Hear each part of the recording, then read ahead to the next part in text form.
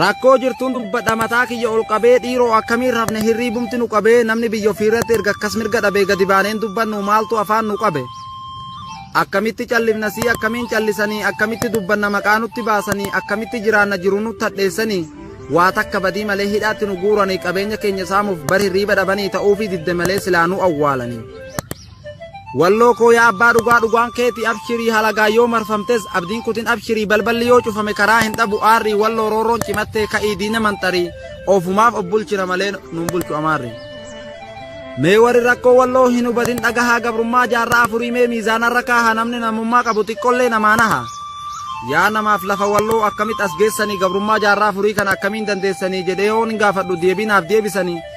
isa kamsitti himannee duuba isa kam dhiisanii silaa tokko hin jiru wanni nu mudatini akkuma bineensaatti nu adamsaa turanii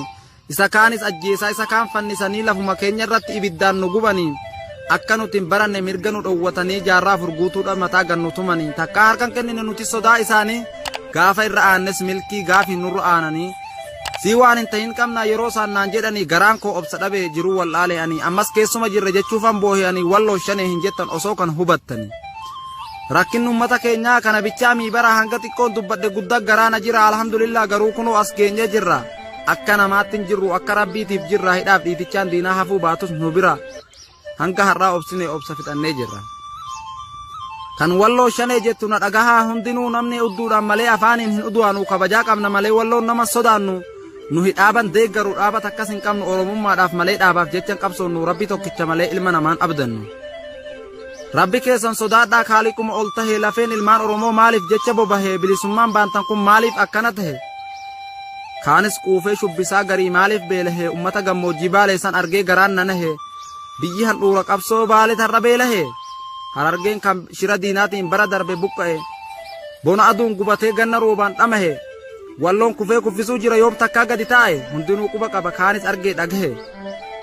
qeerroo oromoo ka'aa bakka jirtanii oromummaan dhaabbatuun kun dirqama keessanii sabni oromoo tokko maaliif lama gootanii dhiigni oromoo tokko maaliif lama gootanii osoo walloon hidhamuu osoo baale beelahuu osoo harargeen bohuu bilisoomne jettanii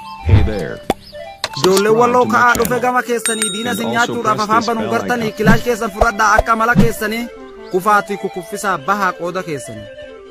waan ibiddaatuun biyattu ibiddaan maa taphatti walloo safaaxaan biyya kun muka cabsa namatti oromoo fakkaattanii harkan laatinaa nutti takkaan sabaaf dubbadhaa takkaa galaa diinatti diinummaa keessan biyenneet sin eegganna fagootti